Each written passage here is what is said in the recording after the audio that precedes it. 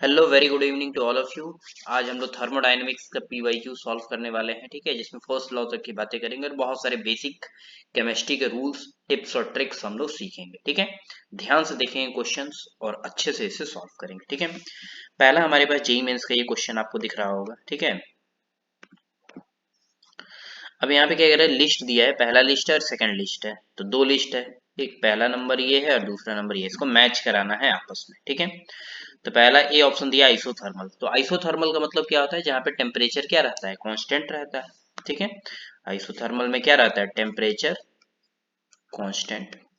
और खुद सोचिए, अगर टेम्परेचर कांस्टेंट रहेगा हमारे पास, तो dt की वैल्यू क्या आएगी, जीरो, यानी चेंज इन टेम्परेचर। अब जो इंटरनल एनर्जी होती है वो टेम्परेचर पे ही डिपेंड करेगी, तो जो डेल्टा यू आएगा वो भी वैल्यू क्या आ जाएगा, जीरो। देखिए किसमें दिया है, फोर्थ ऑप्शन में दिया है, यानी एक चीज क्लियर हो गया, ए का हमारे पास क्या होने वाला है, फोर्थ, राइट। नेक्स्ट क्या रहा है, एडियाबेटिक, तो एडियाबेटिक में क्या हो जाता है हमारे पास, there is no transfer of heat between the system and surrounding, मतलब सिस्टम और सराउंडिंग के बीच में हीट का कोई भी एक्सचेंज नहीं होता है। तो यहाँ पे Q की वैल्यू जीरो रहती है, लेकिन यहाँ डेल्टा Q दिया है। वैसे तो बी ऑनेस्ट पता है, तो डेल्टा Q तो रॉन्ग होगा, Q जीरो होना चाहिए था, ठीक है।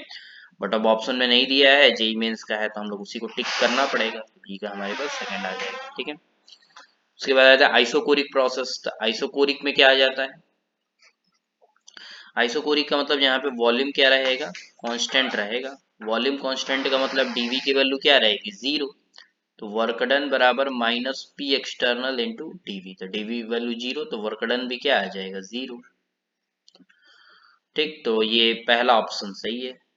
तो यहाँ पे डी का क्या आ जाएगा, फर्स्ट ऑप्शन। अब एक ही बच गया है सी, तो सी का क्या आ जाएगा, सेकेंड, थर्ड ऑप्शन। ठीक, तो इस तरीके से कुछ विद इन सेकेंड्स में ही हम जेई मेंस के पीवाईक्यूज को इजीली क्या कर सकते हैं, सॉल्व कर सकते हैं, बट कॉन्सेप्ट्स हमारे क्या होने चाहिए, क्लियर होने चाहिए।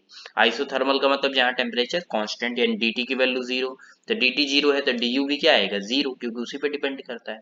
एडियाबेटिक का मतलब q जीरो, तो जहाँ q जीरो था वहां मेंशन कर दिए। आइसोकोरिक का मतलब वॉल्यूम कांस्टेंट, तो वॉल्यूम कांस्टेंट का मतलब dv वैल्यू जीरो, तो वर्क डन का फॉर्मूला लगा दिए तो वर्क जीरो आ गया, ठीक है। चलिए आगे चलते हैं। ये रहा हमारे पास second question, the total number of intensive properties from the following, ठीक है।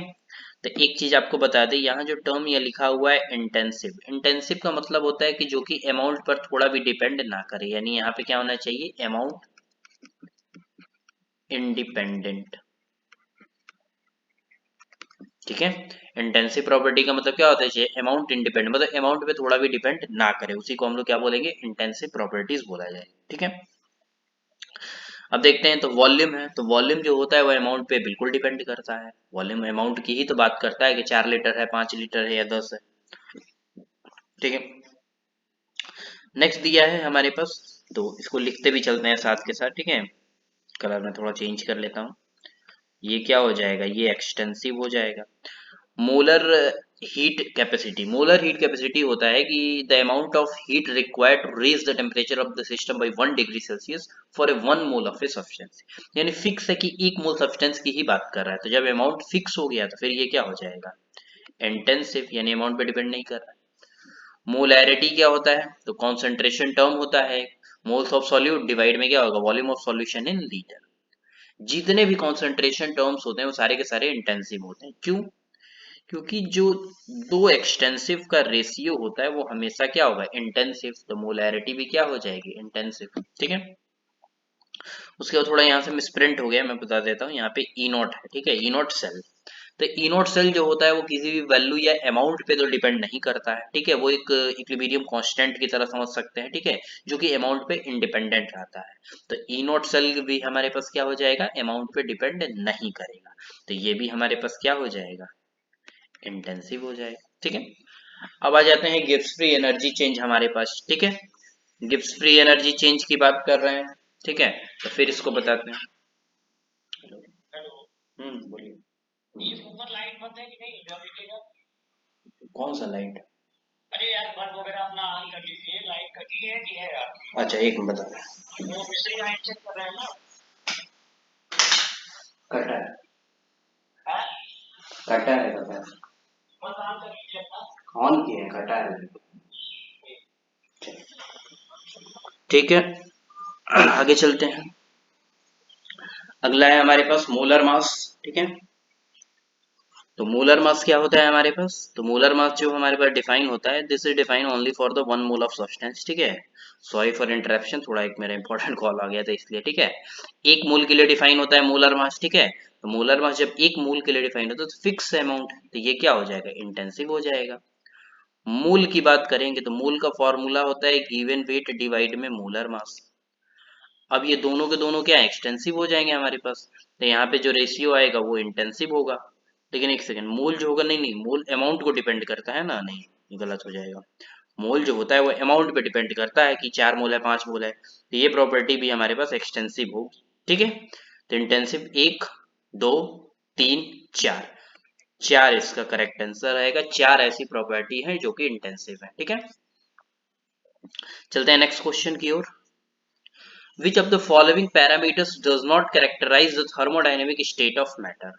इसमें से कौन से ऐसे पैरामीटर है जो कि थर्मोडायनेमिक स्टेट ऑफ मैटर को नहीं बताते हैं? ठीक है, यहाँ क्या क्या लिखा है? टेम्परेचर लिखा है, प्रेशर लिखा है, वर्क लिखा है और वॉल्यूम। तो टेम्परेचर प्रेशर वॉल्यूम ये तो करता है भाई, थर्मोडायनेमिक स्टेट में आता है। ठीक है, मोल्स वगैरह भी कभी काल आता है, लेकिन वर्क जो होगा वर्क तो नहीं आएगा। तो सिंपली यहाँ पे सी ऑप्शन हमारे पास क्या हो जाएगा? करेक्ट आएगा। ठीक है, तो ध्यान रखेंगे थर्मोडायनेमिक पैरामीटर में टेम्परेचर प्रेशर वॉल्यूम और मोल्स को भी मेंशन करते हैं, बट वर्क को बिल्कुल भी नहीं करेंगे। तो सी ऑप्शन हमारे पास हो जाएगा। ठीक है, नेक्स्ट जेई मेंस के क्वेश्चन पे चलते हैं। Which of the following statement is correct for any thermodynamic system? किसी भी थर्मोडायनेमिक सिस्टम के लिए कौन सा इसमें से करेक्ट ऑप्शन है? द इंटरनल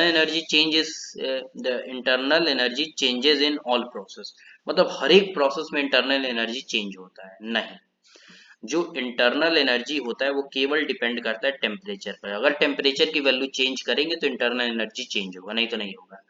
तो पहला तो भैया गलत लग रहा है, पहला तो नहीं होगा। ठीक है, internal energy and entropy are state functions, हाँ ये सही है।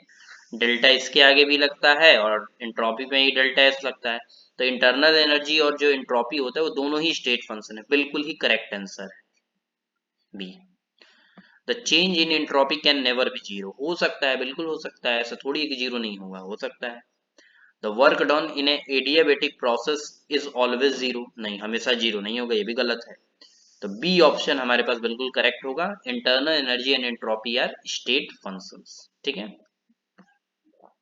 Next, among the following intensive property is, अब देख पा रहे हैं यहाँ पे आईआईटी जेईई में 2010 का क्वेश्चन है ये, 2010 का। ठीक है, तो कितना इंपॉर्टेंट है। ठीक है, तो इसमें उस टाइम पे एक से अधिक ऑप्शंस भी करेक्ट हो जा रहे थे। ठीक है, तो इंटेंसिव बतानी है, तो इंटेंसिव का मतलब मैंने क्या बताया था, जो अमाउंट पर क्या रहे हमारे पास, इंडिपेंडेंट रहेगा, अमाउंट पे डिपेंड नहीं करेगा। तो क्या क्या है ऐसा? मोलर कंडक्टिविटी पहले ही पकड़ा गया। तो मोलर कंडक्टिविटी क्या होता है? जो कि अमाउंट पर डिपेंड बिल्कुल भी नहीं करेगा, क्योंकि 1 मोल के लिए होता है जो कि फिक्स है। तो ए ऑप्शन हो जाएगा। इलेक्ट्रोमैटिक फोर्स, फोर्स जो होगा कभी भी अमाउंट पे डिपेंड नहीं करेगा, तो बी भी होगा। रेजिस्टेंस तो डिपेंड करेगा हमारे पास। ठीक है, और हीट कैपेसिटी जो होगा ये भी हमारे पास करेगा। ठीक है, आगे चलते हैं। Among the following the state functions are, तो इसमें ध्यान रखिएगा 12 नंबर में ए और बी दोनों ऑप्शन करेक्ट है, कोई एक नहीं, दोनों के दोनों ऑप्शन करेक्ट है। ठीक है, ये ध्यान रखेंगे। Among the following the state functions are, state function कौन से? तो ध्यान रखेंगे यहाँ पे इंटरनल एनर्जी है जिसमें हम लोग क्या यूज करते हैं, डेल्टा यू, तो ये हो जाएगा।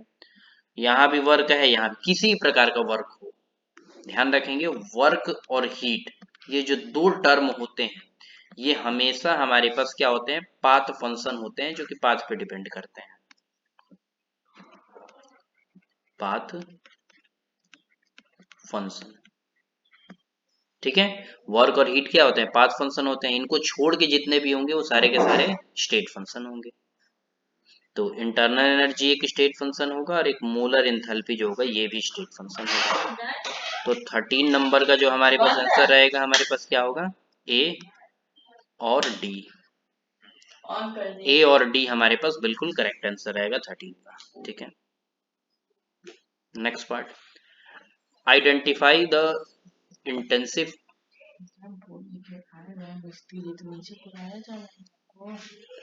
Identify the intensive quantities from the following. Intensive property कौन सी है? तो इंटेंसिव टेम्परेचर तो नहीं होगा, वॉल्यूम भी नहीं होगा,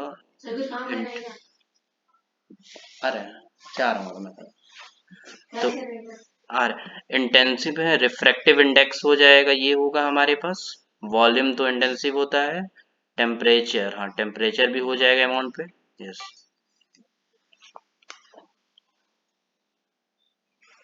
हेलो हेलो, एक मिनट में आ रहा हूँ बस, ठीक है। बी और डी हमारे पास करेक्ट आंसर रहेगा, ठीक है। बाकी हम लोग नेक्स्ट क्लास में देखेंगे, ठीक है। ये दो क्वेश्चन बचे हुए हैं, ठीक है, बाकी नेक्स्ट क्लास में देखेंगे, ठीक है। Thank you all of you.